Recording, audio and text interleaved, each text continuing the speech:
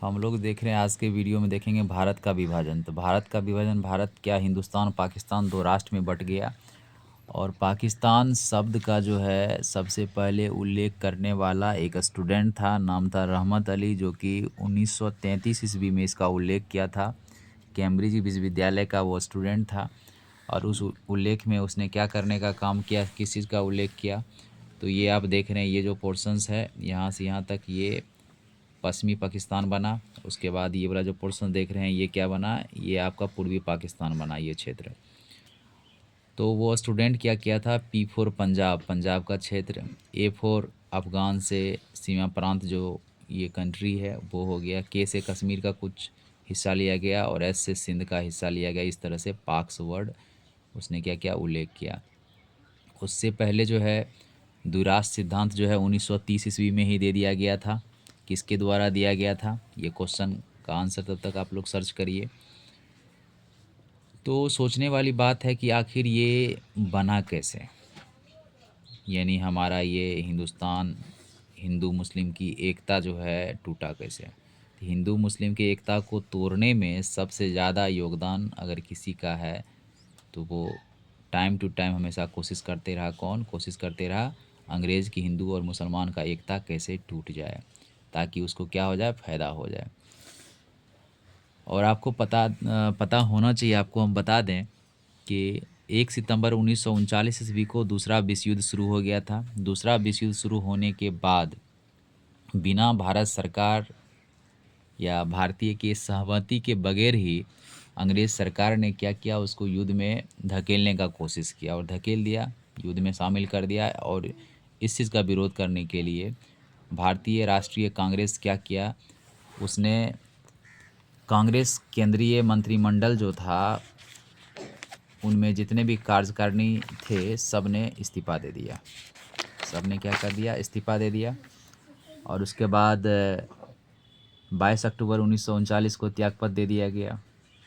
Doctor Rajendra Prasad ने बहुत निंदा किया बिना सहमति का विश्व युद्ध में जो शामिल कर दिया गया था भारतीयों को, इस बात का। उसके बाद महात्मा गांधी भी निंदा किया। उन्होंने कहा the Congress asked for bread and it got a stone. तो कांग्रेस ने ब्रेड की बात किया लेकिन इसे बदले में पत्थर मिला। और आपको मालूम होना चाहिए कि स्थिति जो है 22 अक्टूबर 1939 को इस्तीफ़ा दिया गया। लेकिन दूसरी तरफ अली जिन्ना को देखिए, मोहम्मद अली जिन्ना को एकदम उल्टा पुल्टा काम करते रहते थे। वो 22 अक्टूबर 1939 को इस्तीफ़ा दिया तो ये 22 दिसंबर 1939 को ही मुक्ति दिवस मनाया। बड़ा खुशी हुआ अली जिन्ना को। अली जिन्ना जो है खुश हो गए कि चलो अच्छा ही हुआ कि भले जो है क्या हो जाए, कांग्रेस भले केंद्रीय मंत्रिमंडल से इस्तीफ़ा दे दिया और उसके बाद जो है अच्छा हुआ। ये सोचने वाले कौन थे, अली जिन्ना थे।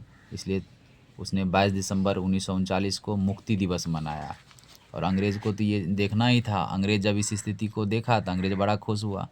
अंग्रेज़ ने मुस्लिम लीग के समर्थन में मत देने का काम किया। मुस्लिम लीग को और खुश किया कि ठीक है भाई, तुम द्विराष्ट्र सिद्धांत की बात करते रहो और उसके बाद जो है एक टाइम आएगा तुमको हम जो है द्विराष्ट्र सिद्धांत ज़रूर देंगे, दो पाकिस्तान मतलब हिंदुस्तान पाकिस्तान अलग करके ज़रूर देंगे। उसके बाद बताइए, इधर हमारे गांधी जी लगल थे, देश के एकता की बात कर रहे थे। अंग्रेज़ लगल था किस तरह से दूसरा विश्व युद्ध जुट जाए। और अली जिन्ना साहब हमेशा साहब, इसको साहब नहीं बोला जाएगा, ये दो राष्ट्र बांटने वाला जो है इस इंसान को साहब बोलेंगे, साहब नहीं बोलने के लायक है, इसको सीधा अली जिन्ना बोलो। तो अली जिन्ना जो है क्या लगा हुआ था कि द्विराष्ट्र कैसे बने। ये अली जिन्ना का कार्यक्रम था कि द्विराष्ट्र आखिर बनेगा तो बनेगा कैसे। इसलिए 23 मार्च 1940 ईस्वी को उसने क्या किया, लाहौर अधिवेशन किया। कौन, अली जिन्ना। और लाहौर अधिवेशन करने के बाद साफ साफ बात जो है अली जिन्ना अंग्रेज़ को रखा सामने कि देखिए किसी भी सूरत हाल में भारत और पाकिस्तान की संस्कृति सभ्यता एकजुट नहीं है, एक समान नहीं है। हिंदू का धर्म अलग है, मुस्लिम का धर्म अलग है, दोनों की संस्कृति एक जैसा नहीं है। और उसके बाद जो है सभ्यता दोनों का अलग अलग है। आपस में क्या कर सकता है, विवाह नहीं कर सकता है, ये आप देख रहे हैं। तो इस तरह से अगर चाहते हैं कि भारतीय उपमहाद्वीप में शांति अगर चाह रहे हैं तो निश्चित रूप से क्या करना पड़ेगा, 2 राष्ट्र बनाना ही पड़ेगा। 23 मार्च 1940 को ये सारी बातें रख दी गई लाहौर अधिवेशन में। किसके द्वारा रखी गई? तो ये सारी बातें रखी गई किनके द्वारा? अली जिन्ना के द्वारा रखी गई। और इस बात से अंग्रेज़ को अवगत करवाया गया। उसके बाद अगस्त 1944 ईस्वी में देखेंगे, जब अगस्त 1944 की बात आती है तो 8 अगस्त 1940 को भारत के तत्कालीन वायसराय लॉर्ड लिनलिथगो जो था अगस्त प्रस्ताव की घोषणा किया। अब सोचने वाली बात है, क्या है घोषणा किया ये अगस्त प्रस्ताव का?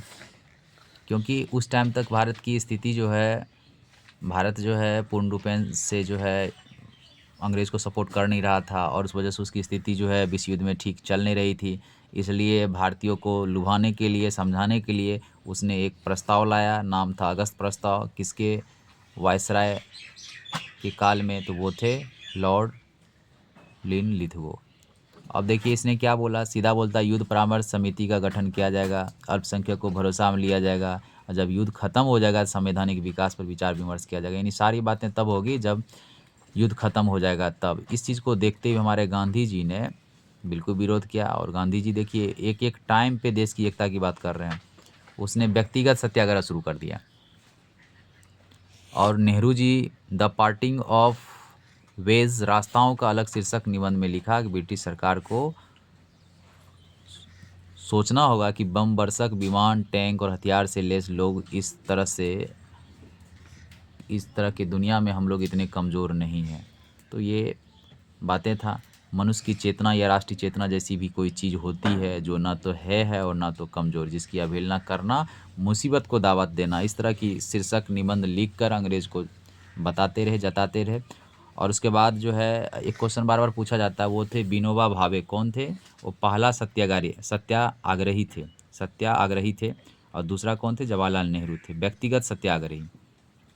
और इसका उद्देश्य क्या था? देखिए उद्देश्य ये था, व्यक्तिगत सत्याग्रह का उद्देश्य ये था कि अंग्रेज़ जो है बिना भारतीयों के सहमति के द्वितीय विश्व युद्ध में भारतीयों को शामिल कर लिया गया, भारतीय सैनिक को शामिल कर लिया गया। और विश्व पटल पे वो एक बात रखते थे कि भारत लोग अपने सहमति से विश्व युद्ध में शामिल हुआ। और इस चीज़ को क्लियर करने के लिए गांधी जी ने सोचा नहीं, ऐसा तो बताना पड़ेगा विश्व पटल को, विश्व के लोगों को, नहीं भाई हम अपने सहमति से शामिल नहीं हुए हैं। तो इसलिए व्यक्तिगत रूप से कुछ चुने हुए नेता प्रतिनिधि को जो है अलग अलग जगह जाकर उनको बोला भाषण दीजिए, जनभाषण दीजिए और लोगों को समझाइए कि अहिंसात्मक ढंग से विरोध करना अंग्रेज का, अपने लोगों को नहीं भेजना है युद्ध में, और उसके बाद धन से भी मदद नहीं करना है। किसको? अंग्रेज को। तो ये बातें गांधी जी द्वारा उनके जो समर्थक लोग थे, प्रतिनिधि लोग थे, वो सपोर्ट कर रहे थे। और इस तरह से व्यक्तिगत सत्याग्रह की बात है।